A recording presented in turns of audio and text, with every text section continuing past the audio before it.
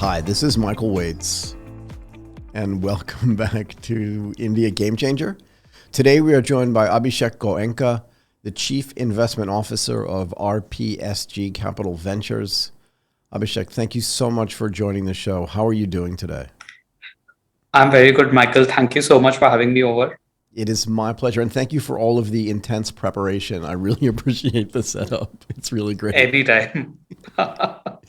Oh, gosh. Okay, before we get to the main part of our conversation, can we get some of your background for context? Sure. Michael, I've spent close to 2 decades investing professionally in India. Started my journey with JP Morgan in their principal investments team. From there, I moved to a buyout private equity fund called True North. And from there, I joined RPSG Capital Ventures to start their venture capital practice. So through and through, an investment like a private equity and a VC investor in India. So what got you interested in investing? I mean, 20 years ago, boy, the landscape was so different back then, right? That is true.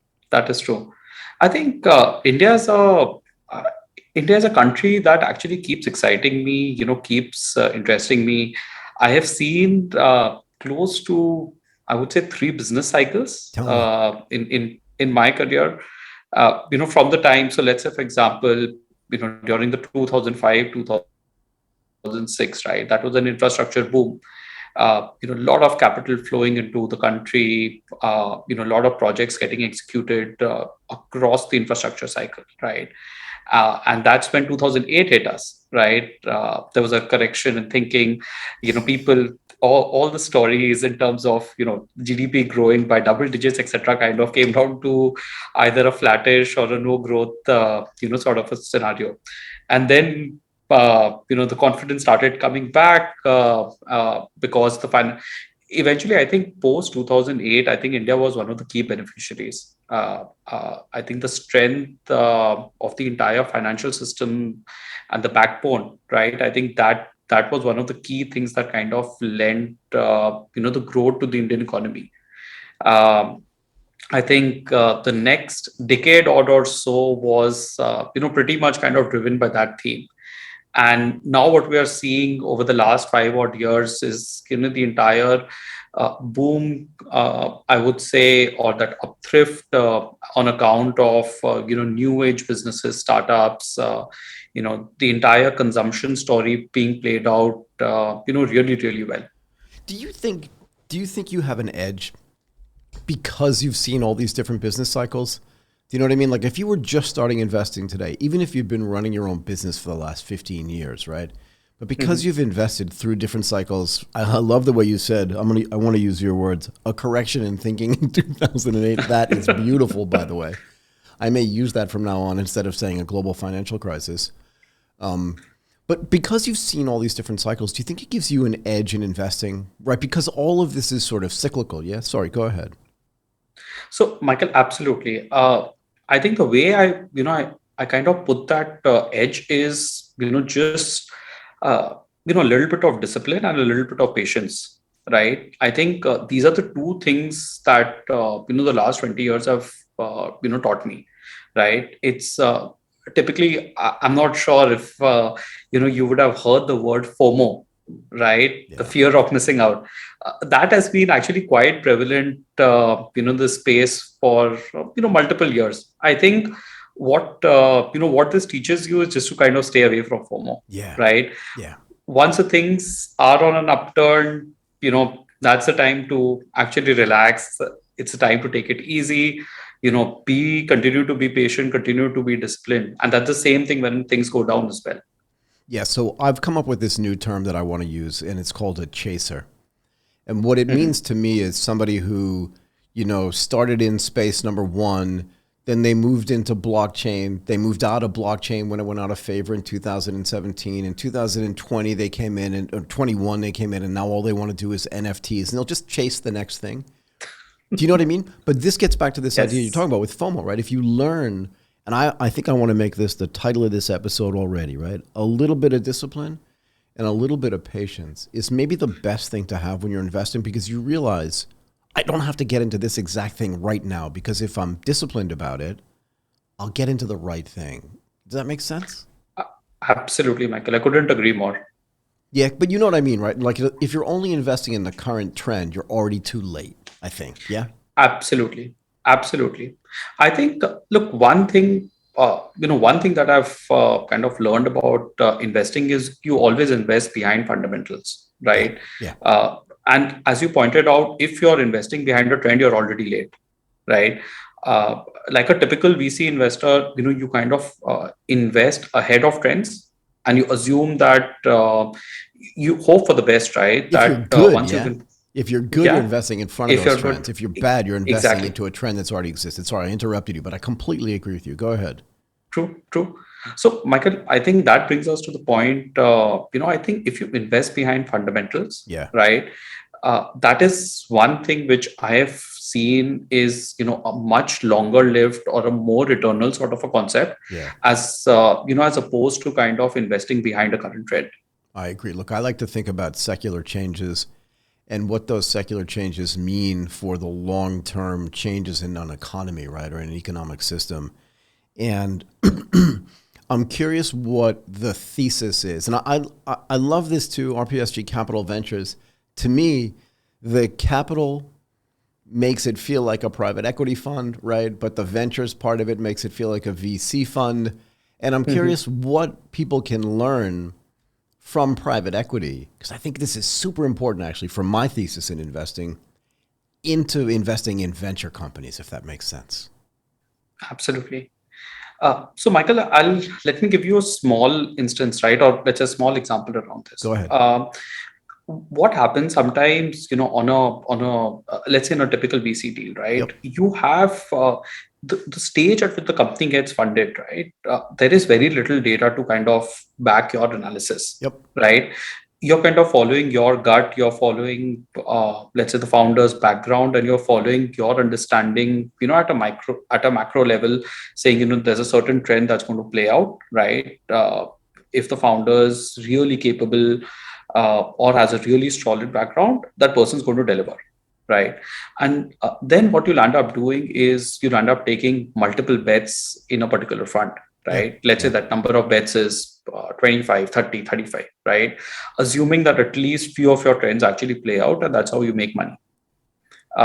Now, the flip side of that is it's only going to be few of the trends that kind of play out, and you get I would say, a product market fit in few of them, right? But the others actually kind of linger in between or kind of fall out, right? And that's why we hear about a large mortality rate when it comes to venture capital investing, Right. as opposed to the way I would put a private equity sort of a mindset is, in a nutshell, I would want each and every portfolio of mine to click, right? Which means that there is a lot more work that's kind of done, before making an investment and after as well. Okay, you do, no matter which industry that you are investing behind, there are certain key KPIs in all of them, and then you actually do work to kind of underwrite all those KPIs. And at the same time, you do take a call on the founder, you do take a call on the trend, you do take a call on the macro factors, but it's the other things as well that you give a equal amount of weightage to. Do you do your own, and not you personally, right, but does your firm think about doing your own sort of company agnostic research? Just sort of big wave, big trend economic research, and then try to find companies that fit in there? Or is it vice versa or some combination of both? Do you know what I mean? Because if you understand, we can talk about food or eating or Mhm. health as a perfect example of this, right? Like if you believe that people are going to change the way they eat over time, then you'll look for Mhm. companies that are building into that. Or do you say, wait, a bunch of companies are building into this sector. Maybe that is a long-term trend, or is it some kind of combination of both? Do you know what I mean? Yes. So, Michael, I think it's a combination of both. But at the same time, I think I would give a little bit more weightage to the former. I think one advantage of being a sector focused fund is, you pretty much all your 24 hours kind of grow in researching one sector. Okay. As opposed to, let's say covering, multiple 8 or 10 sectors, right? Wherein my time gets divided by 8. Now, what happens, and that's the beauty of the investing business. You land up meeting founders on a daily basis. You land up hearing new ideas, new execution, new ways of distribution on an everyday basis, right? And this is what keeps honing your learning, right? You keep saying, okay, fine, this is something that I never thought of. Oh, this is a new way of doing it, right?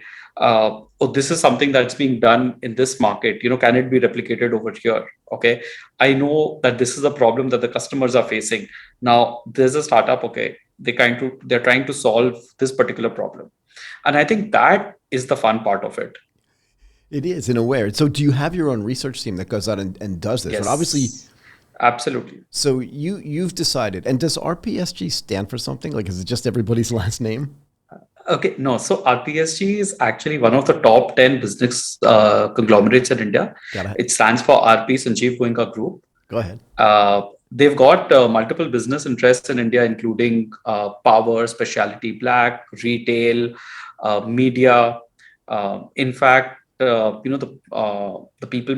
Fortune magazine in India is actually run by the RPSG group Interesting. in the country. Interesting. That must give you an edge as well. But does that must mean that you've then put your minds together, done some research, and thought, okay, here's our overall thesis. Do you want to dig a little bit deeper into what this thesis is and why you all thought this was the right way to go? Sure, absolutely. So, Michael, if I look at it, let me divide my answer in two parts. Number Please. one, I've always been a big believer of the Indian consumption story. Yep. Okay, so at a very very high level, even if I look at whether it's a per capita income in India, it's almost a fraction of some of the more developed nations, right? If I see the demographic profile in India, almost 70% of the population is actually below 40 years of age, right? And the way this population actually shops or thinks about consuming, right, is very very different from what let's say our parents would have done, Yeah, for or sure. for that matter of fact, even how I would have done, right? I would say the preferences, the knowledge, the awareness, even of let's say some of the younger members of my team, I see how different it is than compared to what I used to do probably 20 or 30 years back. And that actually led me to believe that India secularly is a very very growing strong consumption nation. That's part A. Part B, I think this entire trend has been catapulted probably multifold. Number one, because of the penetration of internet in India over the last decade or so, and second is because of COVID. Amongst I would say one of the positives that I've seen from a COVID perspective is the entire rise of digital adoption in India, uh, and which has kind of catapulted growth, especially for online first businesses. But so how does that impact the consumption part of this, right? The consumption thing I completely understand. I spent a lot of time talking across the Michael Wade's media network about how GDP per capita growth and GDP per capita expansion definitely changes the way the economy is, right? To me, that's one of those secular trends that I've been talking about, which is why fintech is important, right? Which is why Correct. all these kinds of things are important. Which is why insurance penetration is low, but it's going to hit an inflection point, then it's going to just spike higher because it always does whenever GDP per capita goes higher. But how does it change the food or the brand, Okay. part of this, right? Why does that Sure. matter so much? Okay. Let me give you a basic household example, Go ahead. right? Till I would say till about uh, let's say 7 or 8 years back, right? So curd is let's say food. It's a certain food dish which is consumed in almost every Indian household, Okay. right? Till about 7 or 8 years back, curd was essentially made at home, right? So people used to ferment milk, um, using a homemade culture. Yep. They used to set it and they used to consume curd the next day, right? Okay. Now, then there was a product which is essentially came, which was either a pouched curd or a set curd. Okay. Now, and this was almost the same cost and a much, much better product. Okay. Much more convenient product than what you would have made at a household. Right.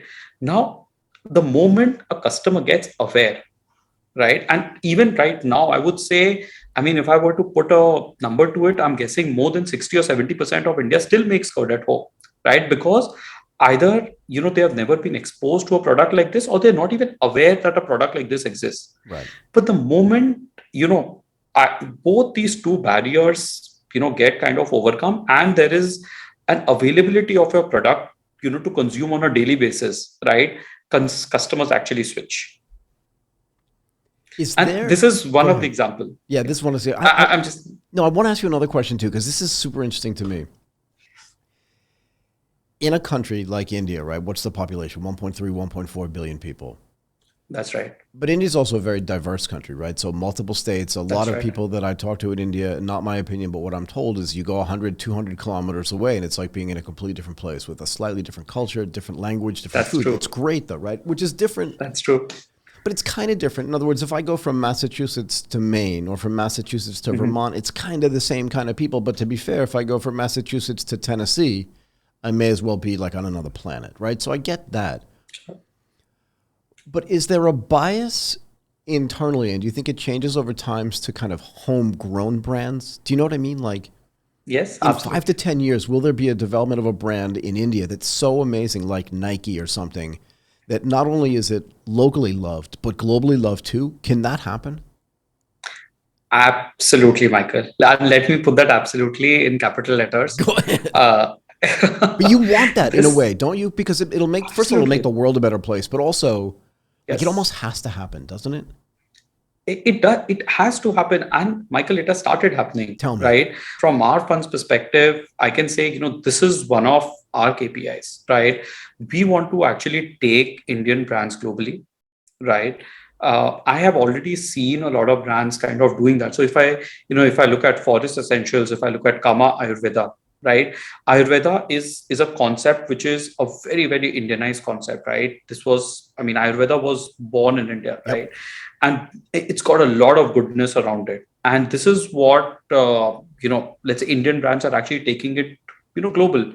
Even let's say if I look at one of our portfolio companies called Vedix, right, which is like more of a modern Ayurveda, personal care goodness brand, Yep. which is actually now being sold in about 6 countries already. Even if I look at some of the other brands in India, if I look at there's another company called Ayurveda Experience that's doing the same. There are a lot of personal care brands, including let's say the likes of M Caffeine or Skincraft. Mama Skincraft as well, right? Which are actually being sold in multiple geographies. And if I were to kind of crystal ball, I would feel I would actually see that in probably in the next 5 to 10 years, there's not going to be 5 or 10. There are going to be at least hundreds of brands from India which are made in India, which are going to be available everywhere. Yeah, it almost has to be, right? In a country that large and that diverse, the idea that there can't be a brand that's going to be global is silliness, I think, at some level, right? Absolutely, Can I ask absolutely, you this that's too? true. Because this is something that's been really important to me. You said earlier, right, that when you invest at the earliest stages, and this is a theory of mine too, you kind of don't know what you're going to get, right? Because it's really, in my True, mind, it's an experiment. You're really funding an true, experiment, right? Which means you've got to fund a bunch of them. I don't know what the true. optimal amount is, but it's more than one for sure, right? Sure, absolutely. But here's my question: do you care? And again, I wish I had a better analogy for this. But forgive my Americanness here. Like every investment doesn't have to be a home run, does it? Like we used to say, No, it like doesn't. singles and doubles. If you hit enough of those, right, you score enough runs and you make enough money, I think, and that's good enough. Are you tired at some level of hearing about like, one company in my portfolio returns 40 times my portfolio, so the other companies, I don't care if they live or die. And I want to dig a little bit deeper, and I'll tell you why. Because I used to have this theory about the movie business too, right? That movie companies would say, oh, we'll make 10 movies a year, 9 of them will be terrible, one of them will make enough money so that our whole year is fine. And then Pixar came along and said, we're only going to tell the best stories. And every single one of those movies made $1 billion. Whether you like them or not, it's a different story. But it's a different way to invest. And I think investing is kind of the same way. Like if you're happy to get $100 million, or $200 million companies, and just like 10, 15, 20 of these, aren't you way ahead of the game? That is true. That's true. So, Michael, okay, let me answer this question slightly differently, Go ahead. right? Uh, the moment, look, the moment you try and assume or hope that there's going to be one or two portfolios, amongst your entire fund that actually do well, inherently, you are taking a very very high risk, high return sort of a call, Yeah. right? Funds have done well. The strategy has actually worked well in the country, okay, or even globally, okay. But again, it's a question about, let's say, for any investment, for you to make 40x, 50x, there is something disruptive about that company, right? The company has to be, uh, doing things in a much more disruptive manner as compared to a certain incumbent, right? Which inherently comes to the question that the company has to take risk which is much much higher, right? And at some points of time, this risk almost becomes like a binary situation, Yeah. and also dependent on, let's say, future action. So let's say, for example, if there's a funding winter right now, or let's say if, COVID had hit in 2020, right? Then typically, many a times the story actually kind of, takes a pause, right? There is actually a question on the existential risk. The way we look at it is inherently, let's say, for something, let's say if we invest in consumer brands, Yep. right? While I hope, at least few of my portfolios, give me 30x, 40x, but I don't underwrite that, right? For me, what I underwrite is, if bulk of my portfolio, and let's say 60%, 70% of my portfolio actually gives me like above average sort of a return, or maybe the top, not the top decile, but maybe at least, let's say, the top quartile returns. Yep. Okay, then the risk that I have to take, or which I undertake is, a lot lower, Right. with the probability of success being much higher. Yep. Yeah. I mean, you're just doing a completely different risk return calculation. I would also say this too. Some of these companies, whether they're global or local or regional, right, that have made a ton of money in individual companies that, like you said, were completely disruptive. There's a part of me that feels like, first of all, that that's super cyclical as well. But second of all, that maybe that time period in venture investing is kind of over, because I look at everything from an arbitrage standpoint, right? In the sense that if I see a mispricing of any kind of asset and I start buying that mispriced asset early, at some point everyone's going to notice it, not for the least of which reasons, because they see me buying it. And the more people that see me buying it, which is what a startup or a venture investment is, the higher those prices are going to get over time. And then the more silly investments are going to get made too, that True. shouldn't get made. Is that fair? Yeah, that's fair. That's fair. That's your classic chaser story, right? Yeah, I mean, That the I just think it's so overpriced right now. And then you get situations like Klarna or WeWork or, God forbid, Theranos, right, where everyone just is like, even if you don't believe the story, you believe that more people will believe the story, so you invest in it anyway, kind of thing. I get the yeah. sense you're not No, doing that's that. true. That is true. We actually stay away, to a large extent from that, right?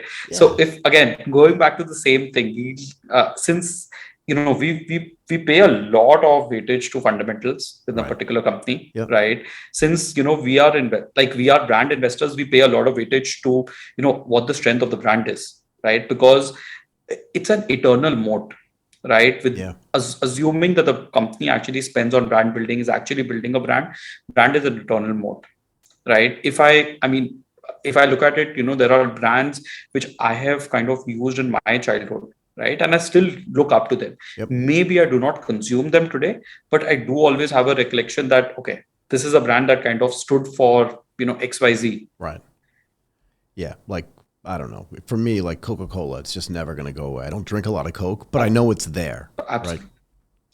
Truly, absolutely. Can I Coco ask you about is this one too, of the though? top brands. I Yeah. mean, Sorry, can I ask you about this too, though? There's been a mismatch always, right, from an investor standpoint into the investment company standpoint, right, or into the invested company standpoint, where it felt like those that had the money and that those that were giving the money to the founders and stuff had more leverage.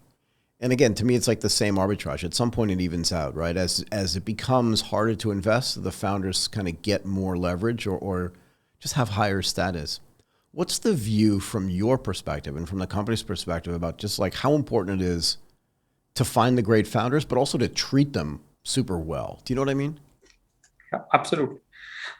Michael, I think you've touched upon a great topic. I think see from okay, firstly, we don't look at founders as money making machines, right? Which I think is at end of the day, you are dealing with a human being. Yeah, I think it's super Uh, important. by definition, startups are going to be certain organizations which are crunched on resources, Yeah. right? As opposed to, let's say, a large MNC or let's say a corporate, right? They don't have as many let's say deep pockets or resources. So it's the same set of founders who are probably doing the job of probably 20 other people, right? And I think one has to kind of realize that it's okay to commit an error, right? It's okay to kind of miss your targets. The moment I think that understanding kind of kicks in, with you being on the other side, okay, I think a Yeah, lot of things changes. The way you kind of approach a certain problem, the way you deal with founders, I think that changes, right? I think so. And I think that's really important. Do you as a team do mentoring as well? In other words, if you're bringing these founders in and you're treating them or thinking about them in the way that you're categorizing right now, some people are really great at X, but not great at Y. And I do find that there's this hubris among humans that if I'm really good at something, I must be good at everything kind of thing. But business itself, like growing a business, building a business, scaling a business, is a very unique skill. And it's different than engineering and different than even understanding what's important for our brand, right? Do you have a systematic way of teaching people, or is it more like an ad hoc way? Do you know what I mean? So, Michael, I won't say there's a systematic mentoring process for, let's say, an organization like ours. But what we try and do is, there are certain basic to dos and there are certain pitfalls, right? What we encourage and advise our founders is to kind of stick to basics consistently and be disciplined about it. Sooner rather than later, you will be successful. And I think that's the recipe that's kind of worked for us. And what do you think? 'Cause, a lot of venture funds or a lot of, and not PE funds so much, right? But a lot of venture funds will require their founders to send them reports every month and do all this kind of stuff. What do you think about that as a policy? Is that something you expect? Do you demand? Like, how does that work? Okay.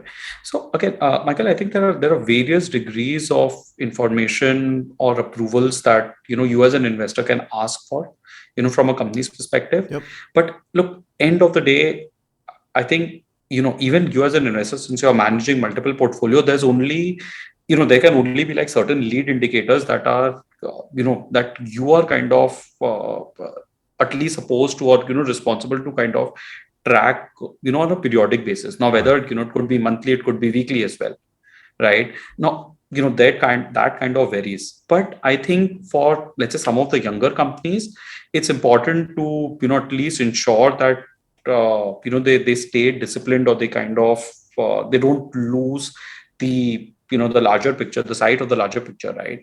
And hence it's important sometime for funds to keep watching those key metrics, whether it's 8 of them or 10 of them, on a much shorter frequency, as opposed to maybe with some of the more later stage companies where you can take a little bit more backseat, Yeah. right? Because obviously they've kind of matured a lot more, they've learned a lot more, right? And Right. in which case maybe this kind of frequency increases. What do you do internally to maintain this? Because it sounds to me like the culture that you project, not just to your founders, but just externally about your fund and your investment thesis. In a way, it's like kind of caring and empathetic. This is what it feels like to me. True. How do you, when you bring people in, like in a way, it's a weird question, right? But how do you ensure that like they fit into that process as well, right? That, you said earlier, we don't think of founders as money making machines. They're human, right? Because you want to make sure that when they're hiring as well, that they're hiring people that care too, but that also make money and do good business. But Of internally, you have course. to have that same mindset too, right? Because you can't make every decision, you can't analyze every deal, kind of thing. How do you ensure that internally as well? Yeah. Okay. So, Michael, I think firstly, as I, maybe at the cost of repetition, our advice to founders is it's okay to make mistakes. Yep. Right. So unless and until, you're taking that right amount of risk, which you're not putting the business at, the existence of the business at jeopardy, it's fine. Right. And unless and until, you keep for anything, like say, even if it's a marketing campaign, even it's an hiring, right? I think if you're kind of correct, 6 to 7 times out of 10, I think you've done a great job. Yeah. Yeah. Right. We used to say, sorry, just to interrupt you. We used to say in the trading world, like, and I used to ask people that we were hiring, like, what kind of win ratio do you need to win? And everybody would be like, I don't know, 70, 80, 90%. And I'm like, really? And do you have that percentage in the rest of your life? Like in the rest of your life, you're winning 80, 90% of the time? In trading, right? You're sitting on a trading desk. If you win 51% of the time, you're winning. I'm just saying, like. Absolutely. Yeah. Sorry, I interrupted. No, that's interesting. No, that's an interesting data point. But Michael, if I kind of draw an analogy to that, I think that's how typical businesses, would operate, and especially, let's say, for a country like India, right, where obviously there is friction of doing business, and as you pointed out, India is not only one country, but it's probably multiple preferences or multiple consumers thinking differently and consuming differently. So it becomes all the more challenging for something like this. Yeah, but it's fun too, in a way. No, right? It is. So that's why, I remember, one of the people, they kind of asked me, do you invest in India only, right? And I said, it's not a question of being India only. India itself is, more than 12 countries put together. Sorry, I'm laughing because do you invest in India only? Like, is that not enough for you? Like, it's not exactly. Big enough? Like, it's more than 1/7 of the world's entire population. GDP Exactly. per capita growth is growing. The government is actually pretty smart about the things that they do to encourage like investment and growth in technology. Frankly, UPI alone helps drive growth, because if you believe that the movement of money is key to the growth of business, right? UPI alone is a transformational thing. Absolutely. Right? Yeah, I don't know. Yeah. I think if someone says, do you only invest in India? I think your response should be, do you only eat food? It's just like, isn't it enough? Anyway, look, I really appreciate your time today. I don't want to take up any more. This was awesome. Hopefully you had as much fun as I did. Chief Investment Officer Abhishek Goenka of RPSG Capital Ventures. Thank you so much for doing this today. Michael, thank you so much. It was a pleasure being here, and thank you so much for having me. I had a lot of fun.